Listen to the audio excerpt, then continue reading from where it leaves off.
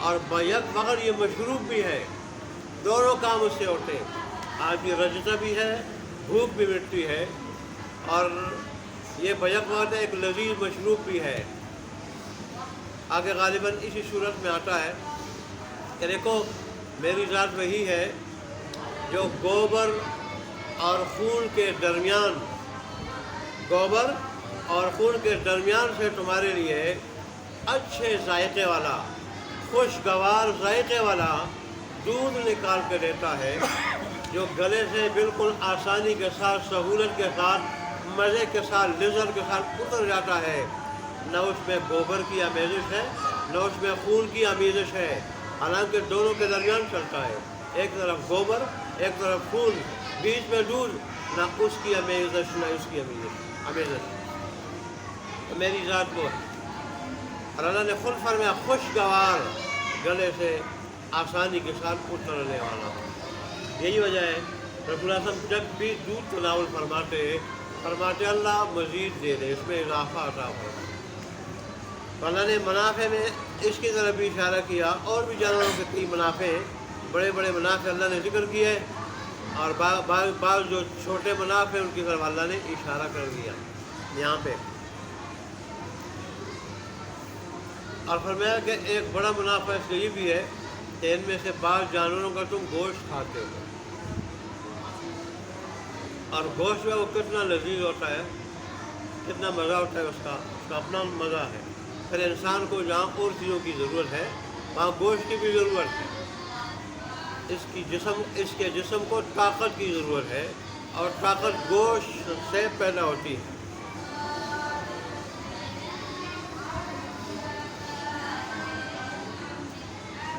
اچھا، پھر اللہ تبارک نے ایک اور چیز ارشاد فرمائی کہ دیکھو یہ تمہارے لیے زینت اور شان و شوکت کا ذریعہ بھی ہے۔ جس وقت شام کو واپس گھر لاتے ہو چراگاہ سے اس وقت، اور جس وقت صبح لے جاتے ہو چراگاہ کی طرف اس وقت، چنانچہ یہ جن لوگوں کے جانور ہوتے ہیں، اور خاص کر زیادہ جانور ہوتے ہیں، اور پھر یہ پنجاب سائڈ دیہات وغیرہ میں سائٹوں پہ جو چودھری حضرات ہوتے ہیں وہ چارپائی بچھا کے اس پر بیٹھے ہوتے ہیں، اور جب دیکھتے ہیں اپنے جانوروں کو، خصوصاً شام کو جب سیر ہو کے آتے ہیں، اور صاف ستھرے بھی ہوتے ہیں اور کھلے ہوئے بھی ہوتے ہیں رجنے کی وجہ سے، اور اس کے ٹھنڈ دور سے پرے ہوتے ہیں، اس وقت وہ دیکھ کے بڑے خوش ہوتے ہیں، بڑے خوش ہوتے ہیں۔ مفسرین نے لکھا کہ ان سے پوچھ لینا کہ ان جانوروں کا کیا مزہ ہے اس وقت۔ اس لیے نے فرمایا جہاں ان سے فائدہ اٹھاتے ہو وہاں زینت کا اور جمال کا سامان بھی ہے، ذریعہ بھی ہے۔ یہاں پہ اللہ تبارک و تعالیٰ نے شام کو واپس لانے کی حالت کا پہلے ذکر کیا، صبح لے جانے کی جو حالت ہے، لے جانے کی حالت اس کا بعد میں ذکر کیا۔ اس کی وجہ کیا ہے؟ تو دو وجہ۔ صبح جب لے جاتے اس میں شام کے مقابلے میں زینت نسبتاً کم ہوتی ہے۔ زینت ایک تو یہ باڑے میں رہ کے وہ نجاست سے، گوبر سے لٹ پٹ ہوتے ہیں، ان پہ گوبر لگا ہوتا ہے، نجاست لگی ہوتی ہے۔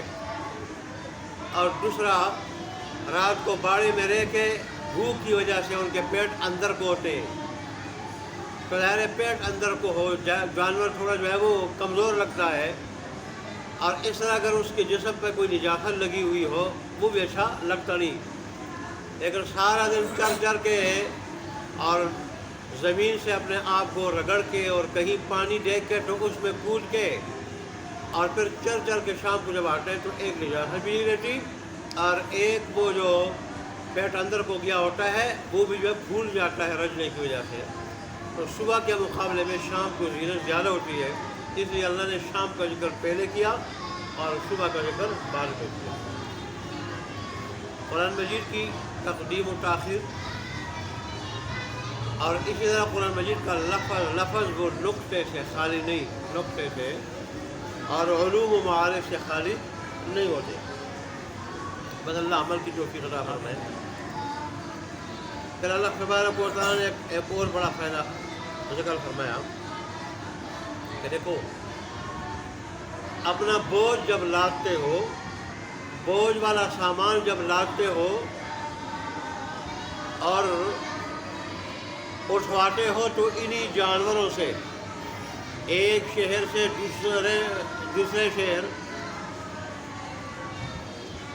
باربرداری کا کام بھی نہیں سے لیتے ہو، اور آپ کا جو بوجھ ہوتا ہے، بوجھ اور سامان ہوتا ہے وزن والا، وہ ویلی پہ لاد کے ایک شہر سے دوسرے شہر لے جاتے ہو۔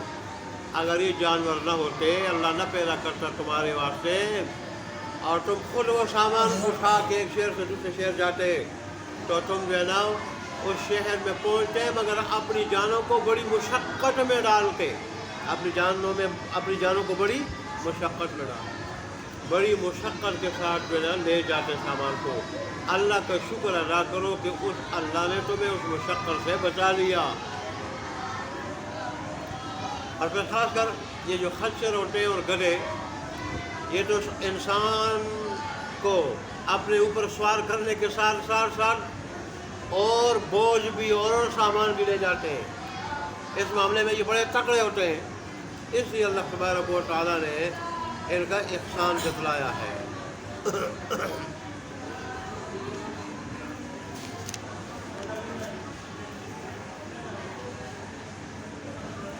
اور میں دیکھو، یہ سارے تمہارے رب کے احسانات ہیں۔ جو رؤوف تم پہ بڑی شفقت کرنے والا ہے، بڑی شفقت کرنے والا ہے، اور رحیم انتہائی مہربان ہے۔ یہ اس کی مہربانی کا نتیجہ ہے کہ اس نے تمہیں مشقتوں سے بچایا۔ خود سفر کرو، سوار ہو کے جاؤ، یا سامان جو ہے ایسا ہے جس کو تم مشقت سے ہی اٹھاتے ہو، مشقت سے، یا اتنا زیادہ ہے کہ ایک مرتبہ اس کو اٹھا نہیں سکتے ہو، وہ سارا ان جانوں پہ لاد کے چلے جاتے ہو خود بھی سوار ہو۔ یہ اس کی شفقت کا اور اس کی رحیمیت کا نتیجہ ہے۔ اللہ اکبر۔ اس لیے تو اللہ تبارک و تعالیٰ نے پھر گھوڑوں، خچروں کا اور گدھوں کا خاص طور پہ ذکر کیا ہے۔ پھر آخر میں اللہ تبارک و تعالیٰ نے فرمایا وَيَخْلُقُ مَا لَا تَعْلَمُونَ، اور اللہ تبارک و تعالیٰ ایسی سواریاں بھی پیدا کرے گا جو تم ابھی جانتے نہیں ہو۔ چنانچہ مفسرین نے لکھا ہے کہ اس وقت سے، نزول قرآن کے وقت سے لے کے قیامت تک جتنی بھی سواریاں ایجاد ہوں گی یا بھی ہوئی ہیں، اس آیت میں ان کی پیشن گوئی پہلے سے اللہ تبارک و تعالیٰ نے پہلے سے کہہ دیا کہ میں پیدا کروں گا ایسی سواریاں بھی کہ جن کو تم ابھی جانتے نہیں ہو۔ تفسیر دروس القرآن والے نے لکھا ہے کہ سب سے پہلے اڑنے کا اور پرواز کرنے کا جو شوق ہوا وہ اندلس کا ایک آدمی تھا، اس کو ہوا۔ چنانچہ اس نے گرد کے پر باندھے بازوؤں کے ساتھ، دونوں بازوؤں کے ساتھ، اور اس طرح جب اس نے اڑنے کی کوشش کی، ظاہر کی اونچی جگہ سے چھلانگ لگائی ہوگی، تو وہ گرا اور گر کر زخمی ہوا، لیکن اس کا جذبہ لوگوں میں زندہ رہا۔ پھر لوگ 800 سال تک تجربات کرتے رہے کہ اب تو ہم زمین پہ جو سواریاں چلتی ہیں اور سواریوں پہ جاتے ہیں، اگر کوئی ایسی سواری بھی آ جائے جو ہمیں اڑا کے لے جائے۔ 800 سال تک کوشش کرتے رہے، اور آخر مکمل کامیابی کے ساتھ پہلی مرتبہ جو پرواز ہوئی اور کامیابی کے ساتھ جو ہے نا وہ پرواز ہوئی، کہنے لگے 1904 میں کہ پہلی مکمل کامیابی کے ساتھ وہ پرواز ہوئی۔ تو اس طرح انسان جو ہے نا اب تو عجیب و غریب جال، نئے جال دن بدن ایسے ہی ریل گاڑیاں، اس کے علاوہ بھی بے شمار سواریاں، بلکہ ابھی تو لوگ زمین کے بجائے اب چاند تک